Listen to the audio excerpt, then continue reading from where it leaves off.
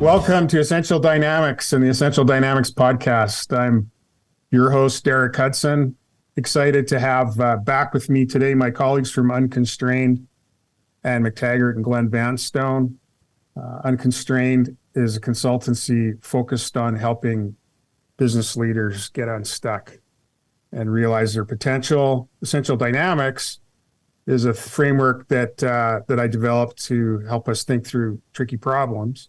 And the Essential Dynamics podcast is designed to test the principles of Essential Dynamics through deep conversations with interesting people. And I'm excited to have my interesting colleagues back with me today for another podcast. Last time we kicked off season 4, we talked about big macroeconomic things, and then we brought it back down to a level of business leader. I think I want to start with the business leader.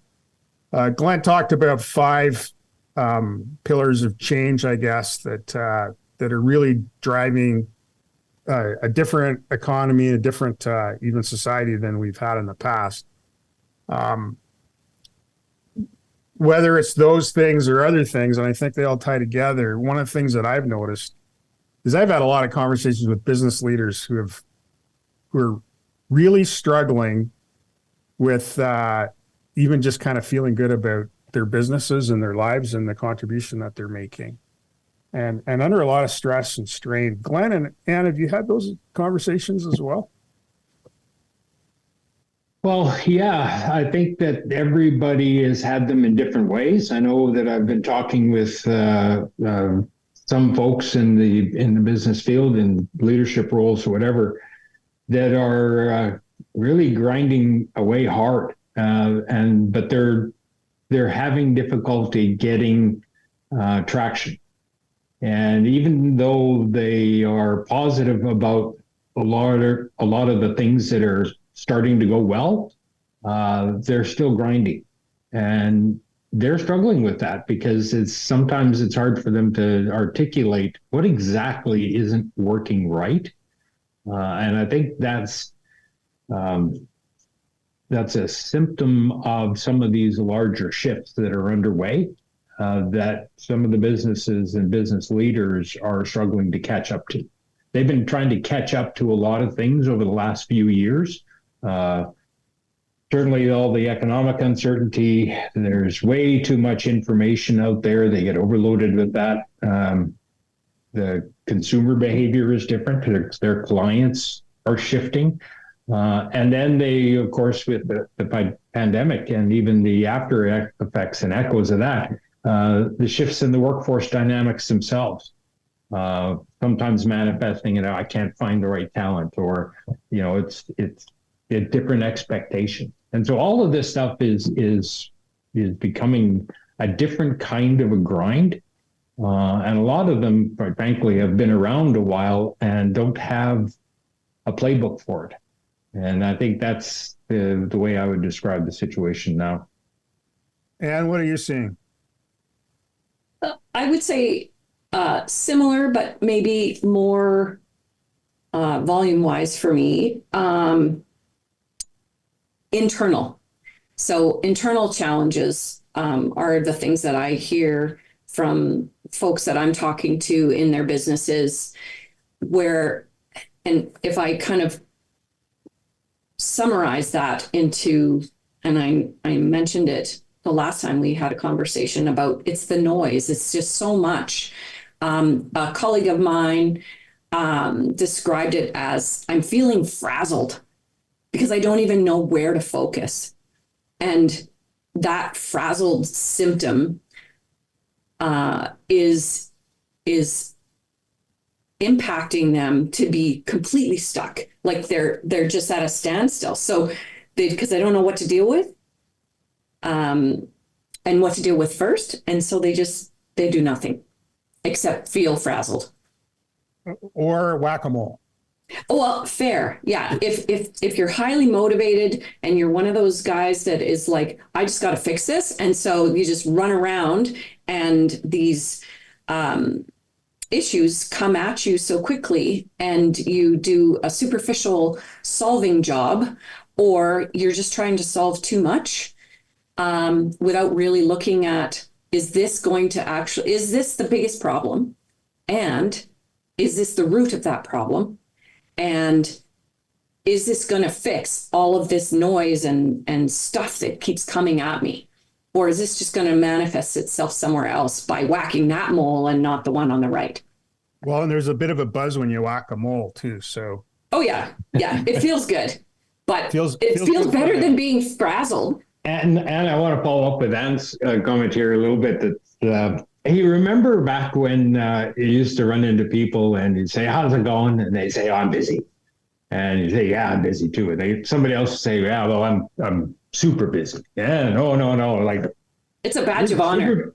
I'm crazy busy, right? So there was this kind of thing that was going on. I used to chuckle about it because I was looking for somebody to say, "No, all good. I got her under control. Everything's fine," right? But it became this bit of a competition for people to be expressing how they create value in their work as some degree of intense whack-a-mole, right?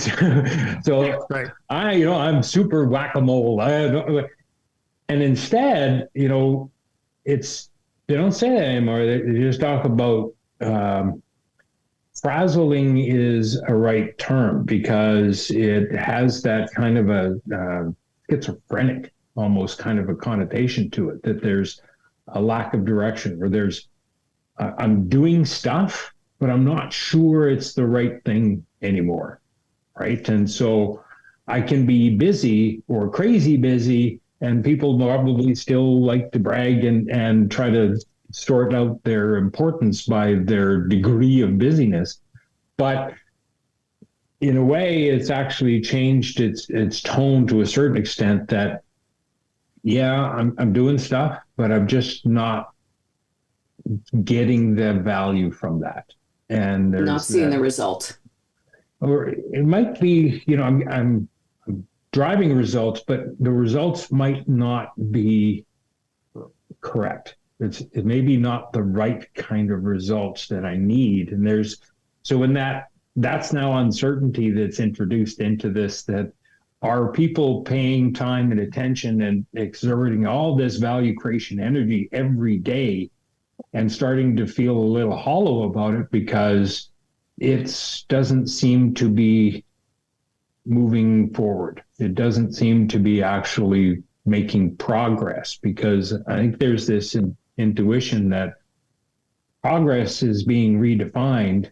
And so being really busy achieving or trying to achieve what has been harder now than it was in the past, and it doesn't quite fit. And I think that's part of that field that's out in the marketplace right now, right? So this may divert the direction that we kind of talked about for this conversation, but I think it's really valuable because in our last episode, we talked about we've had this paradigm of growth for years and years and years. We can't expect the things to grow the same way, so that's not it. Then Anne said, that was Glenn, and then Anne said, so yeah, we've got to the point where we've got enough of a lot of things. And so that fight for survival, which,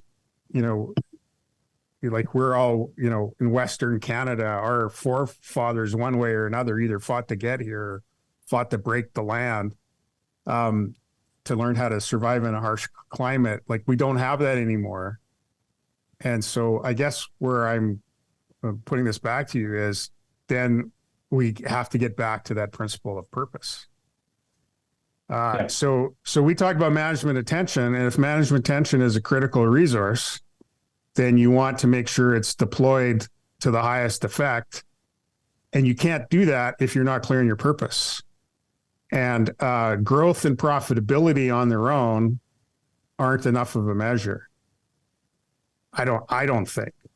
So while I do want to talk about management attention, let's just cycle a bit on purpose and how an exercise of reevaluating or discovering your purpose might help get to the point where you could get a little bit of flow in the sense of your creation of value system. Well, it's kind of the why of everything, right? So somebody who is in a role, particularly in a leadership role, they have this very, very large kind of set of accountabilities. And so they start to say, well, I'm accountable for everything. So I need to put my attention on everything. So my purpose is to move everything in a given direction.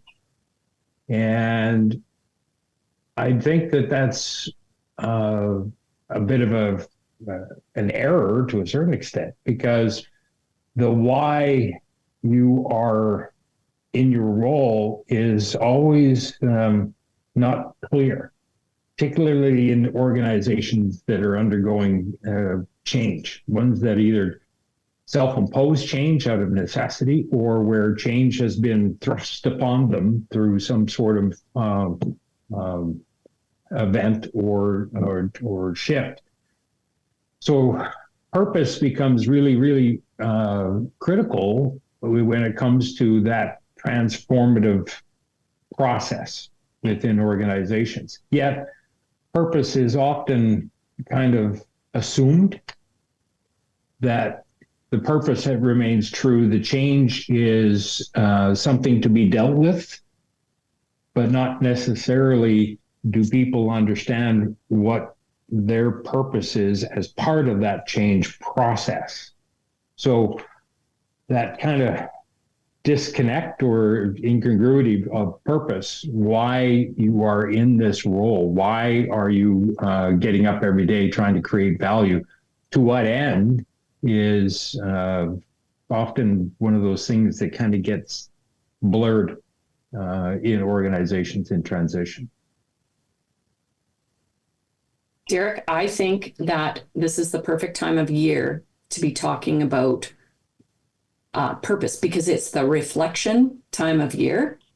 And it's also the perfect time of year for business leaders to reflect on the past, reflect on what they're seeing in today's environment, and focus that their, as you say, precious resource of attention on or reapply it to focus on what really is purpose of this organization and what is my purpose of my why as to why I want this for this organization. And if you can define your why, like what's that intrinsic value of why you're still grinding it out and whacking the moles or whatever it is that you're doing to try to move your business forward. What's my why? And then what's this business's why? You know, their customers need the value that you're creating. They see the value. How do you understand it without, you know, and we talked in prior podcasts about the value of a business model and understanding the organization's, its purpose, its path, its people. How do those all work in a well-oiled machine? But yes, it's great that you can do that, but if you never start or you never focus your management attention on understanding all of those moving pieces, you're not going to be able to actually move. So, Anne, one of the things that brings to mind is sometimes it's hard to understand our purpose and to get really specific about it. You know, we can be general, but when we get specific, it's harder. One of the things that I've seen that might help is to look at, I'm going to throw out three of our concepts here: management attention, drivers, and constraints. When something is a constraint, it's only a constraint if it limits you from achieving your purpose. Mm-hmm. So you can say, this thing is in the way, it's bugging me, I know it's a problem. Okay, maybe from that, you can derive the purpose, or you can confirm the purpose. That thing is a problem, I don't worry about that thing, because that's not constraining me and achieving my purpose. we're not necessarily thinking through that, but if you start to think about it, the driver is, or the constraint is going to be the thing that's blocking your achievement of the purpose. So if you know the constraint, maybe you'll know the purpose. On the flip side, the driver is the thing that naturally propels you towards the purpose. So hang on to that. I think we've all been in conversations as guides with people, and they talk about one part of the business, and it's just a regular conversation. And then they start to get really animated, and they talk about another part of your business, and you go, there's the driver's in there somewhere. This is what is turning this person's crank. What is it? Why do they see it as important? And that's an indication of purpose. And then with respect to management attention, if that's what we like, our psychic energy that we're focusing on something, when you're in the zone, so to speak, when you have flow, that energy is aligned to your purpose. There's no doubt about that. Yeah. And it's a flywheel. Yeah. And so maybe you can derive purpose from where you find flow, or maybe you set out to achieve your purpose and that's how you create flow. But I think they're all related. Management, attention, drivers, constraints, and purpose. It's all, like you say, this flywheel where when we can tap into it, then we get that flow state where the system creates its own energy. And we use the constraint. We define and adjust the constraint until it's the channel, if you will, that concentrates the energy. And so you can create focus with a constraint, whereas if you're completely without any constraints, you can create value any which way. You actually don't create a system and you don't optimize. But if you never go through that reflection process or focus your management attention as the leader, what you just said is kind of moot, because you have to identify the bigger picture before you can narrow in on the problem to make it, move the machine, if you want to call it that. So I would say one of the purposes of our organization is to help people with exactly what you said. Because when you aren't in control of your attention, it's very hard to work on the fact that your attention is the problem. Good point. Yeah, definitely. Yeah.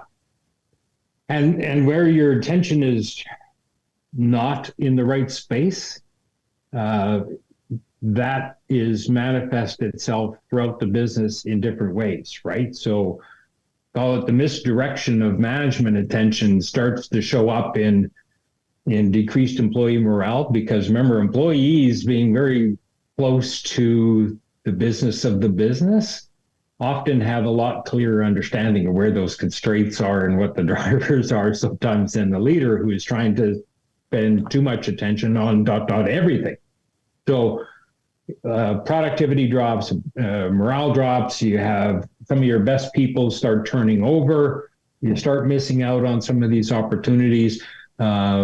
And, it's back to that, I got to pay attention to everything as the leader, because that's the expectation of me. That's my purpose.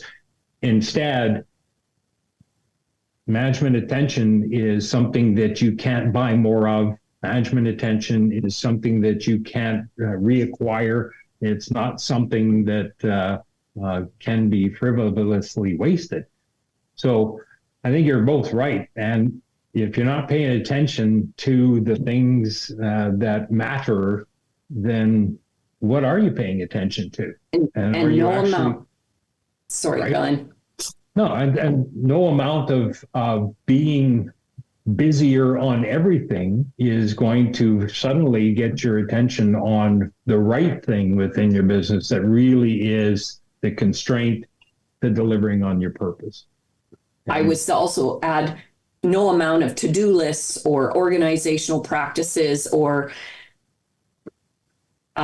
structural things are going to help until you can focus the management attention on what to put on that list or what tactics are required to fix that problem or move that constraint or identify it even. And back to your earlier point, it's the right time of year. So January 1, ta-da, new business plan, new strategy, new deliverables for 2024. Everybody has got their reset and now is chasing different targets. Yeah. But if you're not paying attention to the things that matter and you're not spending your attention wisely, the likelihood you're actually going to hit those targets or actually be able to successfully implement some sort of strategic initiative because you're not paying any attention to it, or you're not putting enough attention on the right things. And that manifests itself so much in the modern business world. So I want to compliment the management teams that I'm aware of and worked with and assisted, that I believe that anytime they put their time and attention on the right thing, they make great strides. And so what I don't want to do, and as we close this, is for people to feel bad that they're bad managers. Okay. There is a limited supply of management attention. You can't hire more people and get more management attention. It's a limited supply. It's used up in the moment and we can't get it back if we waste it. But the demands on it are infinite and ever increasing. And as soon as you make your business a little bit bigger or a little more complex or a little more specialized, then more demands come on management attention. So simple physics says you're never going to have enough. And so the question is how to optimize. And so one of the reasons in season 4 that we want to have these conversations sort of directly with business leaders is because we think that's the biggest leverage point in any organization, is to optimize the use of management attention. And we want to get that topic on the table because that's the biggest leverage we think that we have in helping any company, whether they're our clients or just listening to these conversations. Would you guys agree? Absolutely. Yeah, very much. Lots of big, broad goals out there from various groups and organizations that want to achieve big and mighty things, and then have an entire list of busy activities for 2024 that are going to see those kinds of outcomes. And I would bet the majority of those have not been given the right level of attention to understand what exactly needs to happen in order to create that kind of a flow that is going to allow everybody else to contribute their own value creation every single day to move that business, move that ambition forward. And I think that's a big part of what we as a community, as a group of businesses, as a province, as a country even, need to be really putting a lot of our thought and energy around, is to what is it that we need to do to accomplish the things we're going to have to accomplish to move the needle the right way. Purposefully achieve our purpose. Awesome. Okay, it's a little too many words there. Hey, it always comes back to that. So value creation systems create value only as defined to accomplish a purpose. And usually that's to make someone's life better, something you can rally around. And yes, let's find the leverage point to do that as effectively as possible. And it's not necessarily about bigger and more, but it's always about being more effective and helping more people in a better way, people, with less expensive energy. It's all the same thing. And we're here to help. So Glenn and Ann, thanks for that conversation. Took a turn that I didn't expect. That's the beauty of podcasts. I'd like to thank Bryn Griffiths for introducing us to this fantastic medium and for his support. And until next time, consider your quest.